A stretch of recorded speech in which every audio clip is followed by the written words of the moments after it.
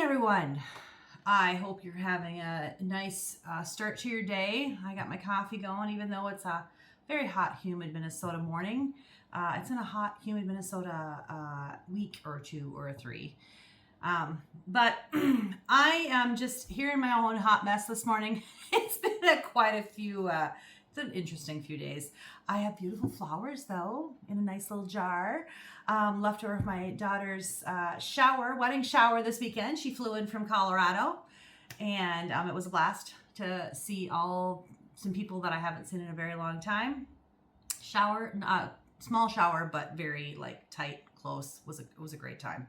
Love to see the people. The whole vibe was really chill and fun. But my whole house is a mess. I have all of her wedding gifts sitting over here in a corner because they have to be stored here until they drive back from Colorado to Minnesota, because she obviously can't fly with all that stuff. And they're in the process of moving as well. So I get to store, which is great. I have extra space. I have a spare bedroom back there. It's just going to get all piled in there. So yeah, I didn't make a whole lot of attempt to clean up my house today. I spent 4 days last week. I actually took a day off of work because it was just so overwhelming. The food, the cooking, preparing, I brought decorations, had planned all that kind of stuff. My other older daughter was involved with that. My stepdaughter was involved with stuff, but we all kind of had our little niche. So I was kind of running ragged for a few days. So my house is not put together. My dishes are not done. My things are not put away. And I don't care. So welcome to my hot mess. In addition to all that, actually, it was about almost a week and a half ago now. I had a little brush with my mortality. I didn't almost die or anything like that. I had a birthday. I had a birthday, if that's a little brush of mortality. At my age, I'm realizing that every birthday is a little bit of more of a touch of realization that I'm mortal. I'm mid-50s now. I'm 54 to be exact. Yes, the whole hot 5'4". I need another cup of coffee for this. I really thought 50 was gonna be it was a hard year, but it actually kind of wasn't. I think 40 was harder for me. Because 50, I already kind of had aches and pains, and I kind of made peace with them, and had kind of gone to the mindset of, well, crap, this is the way it's going to be. I might as well figure out how to keep doing what I can do, right? And so, that might seem ancient to some of you, and some other you watching this video, you might think, oh, 50s, I'd love to be there again, right? So I'm in the moderately higher age bracket. But I got to thinking, what changes? I mean, a lot. My knees hurt, my hips hurt. I tried to run. I've been on a weight loss thing, right? Was great. I was HIIT training for a while until my knees said, no, thank you. I think there's an MRI in my future. I don't know what's going on there. But, arthritis, I know I have that. Things so aches and pains obviously have changed. I can't do the stuff that I used to do. But what else changes? My expectations, my expectations of myself probably should change. But for myself, one's expectations others might have of me, is there a certain age that requires that you have definitive changes? Are we expected to have more maturity, more caution, more wisdom? I mean, probably. What's the age that you can honestly look at someone and say, you should have known better? Because I feel like I still go through that. Even at my 54 years, yeah, I'm kind of wiser in some areas, but there's some other things I'm like, that was stupid. Why did I even do that? So I'm thinking there will be people who judge me for how I act, maybe how I dress. I'm a grandma. Yeah, I got an almost 3-year-old granddaughter and almost 7-month-old grandson. So that's fun. But I don't dress like grandmas. At least I don't think I do. My attire is usually described as sporty. That's what my kids kind of give me. I'm the sporty grandma, and my demeanor is probably described as silly, edgy, fun, that kind of thing. I'm only serious when I have to be. There's times I got to be serious. I do take my life seriously. It's more about living life to the fullest, but also being wise enough that I don't die on this, camping trip or this hiking trail or something like that. I'm now looking at the cliffs I used to climb and going, can I still do that safely? So I'm trying to pack in as many experiences as I can, but also like being wise about it. I'm craving the experiences and as much fun as I can, as many things as I can do in the time that I have left. So waiting at this point is a waste of time, because the longer I wait, I will be on the process of just not accomplishing anything, whatever goal that I set out to complete. If it's a physical goal or a mental goal or an emotional goal, all of those things. Yes, I'm maturing in some ways, but also I'm running out of time in certain other things, if that makes sense. My physical body's starting to fail me more from here on out. My emotional strength is going to kind of ebb and flow. My mental health, I've already noticed my memory is not as good as it used to be.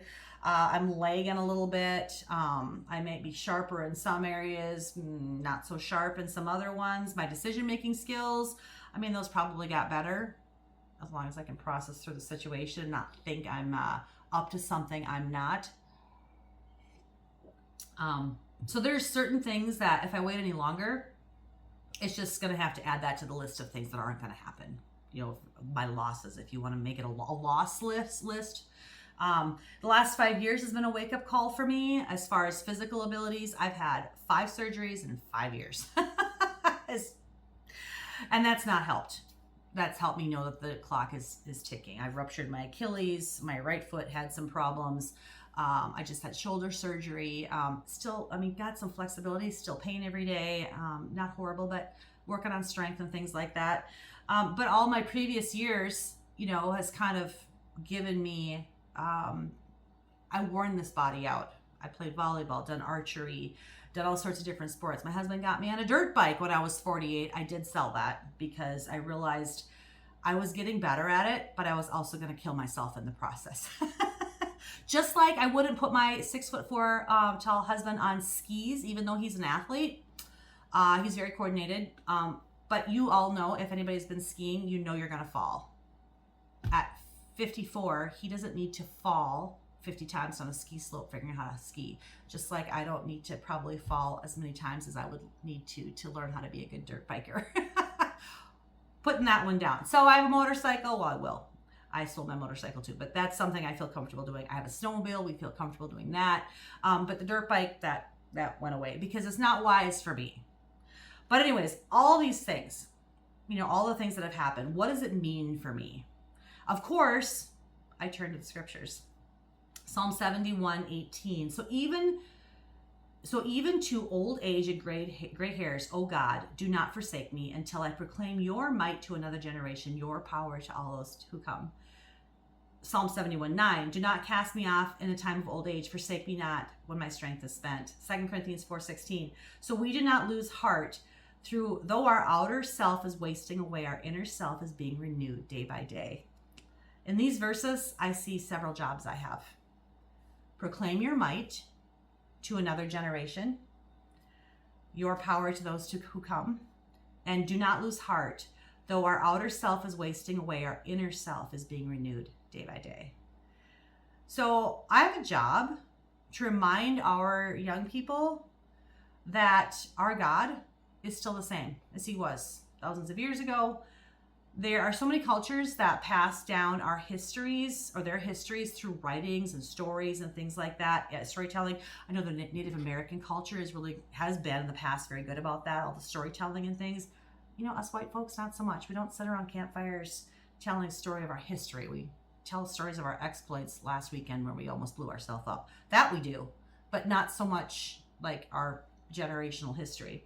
Each generation is reminded of certain events that shape their culture. We have a lot of history books. We read about all the stuff and things that have happened from Napoleon to, Hitler to 9/11, whatever, 9/11.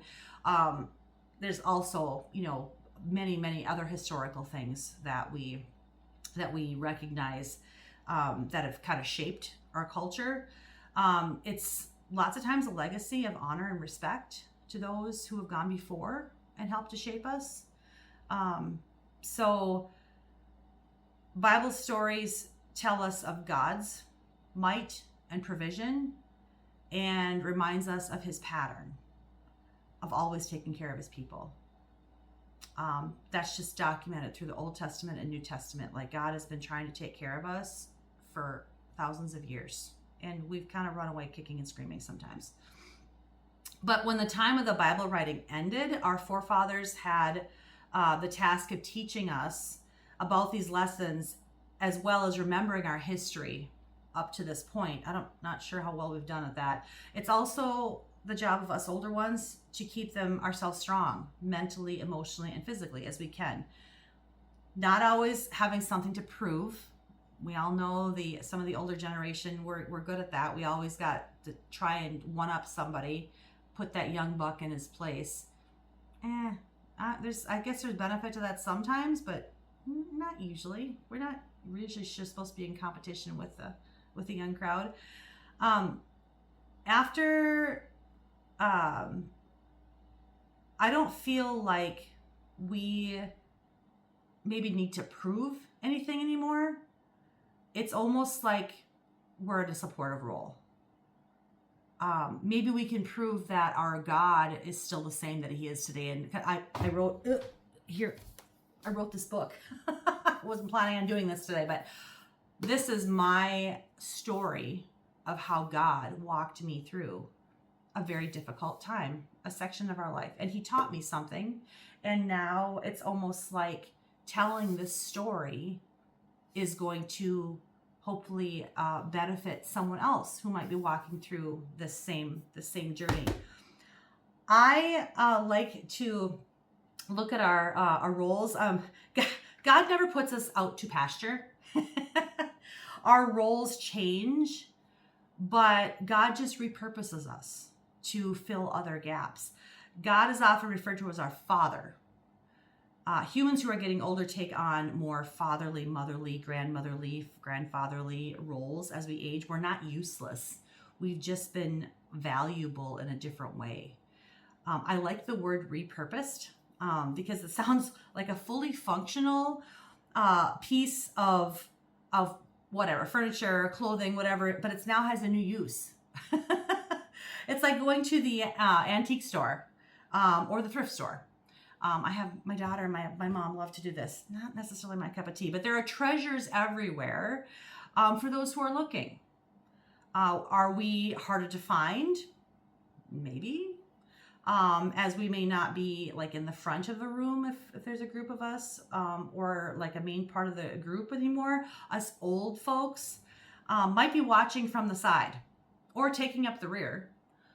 But what does God want for us to be doing in that space?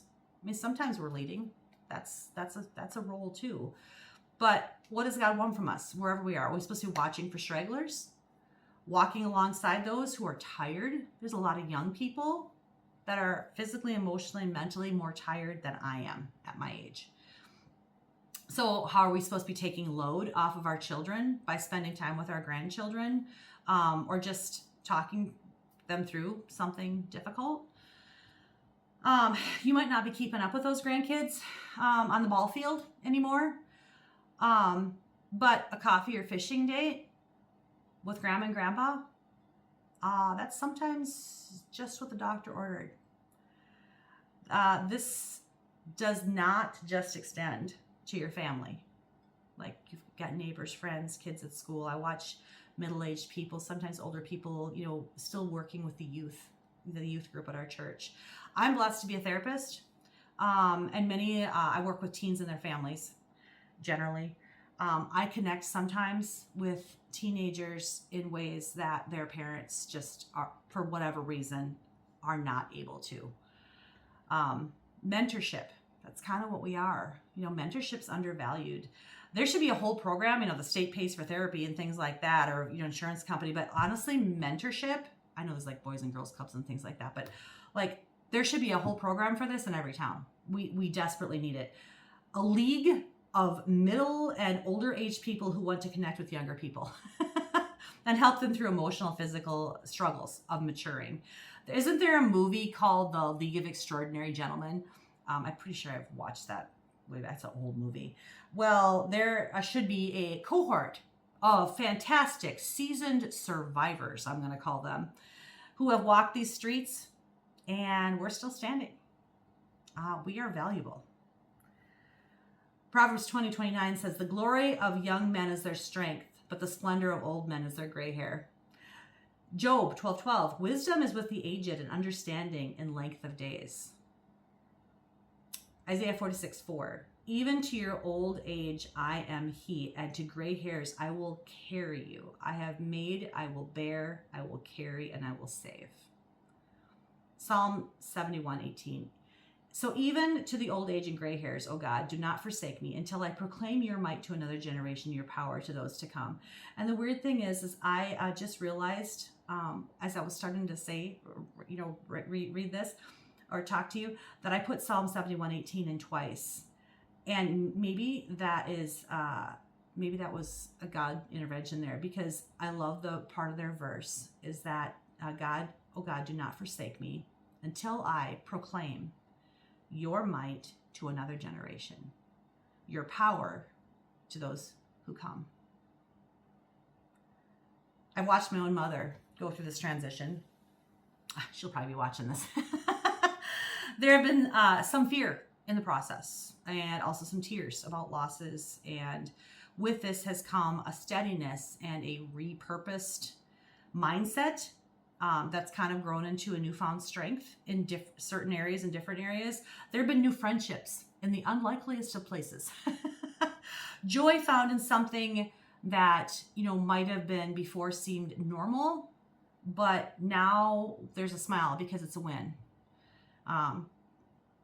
Today's message here might be my own pep talk as I head deeper into my 50s. I may have needed to remind myself that as I counsel other people, this is where the rubber hits the road, if you want to talk about it that way. God allows aging. Why does he allow aging? He obviously saw a benefit in it, or he would not have allowed it. So he is going to renew us when we make it to his holy space up there. So until then, I'm going to allow him to repurpose me.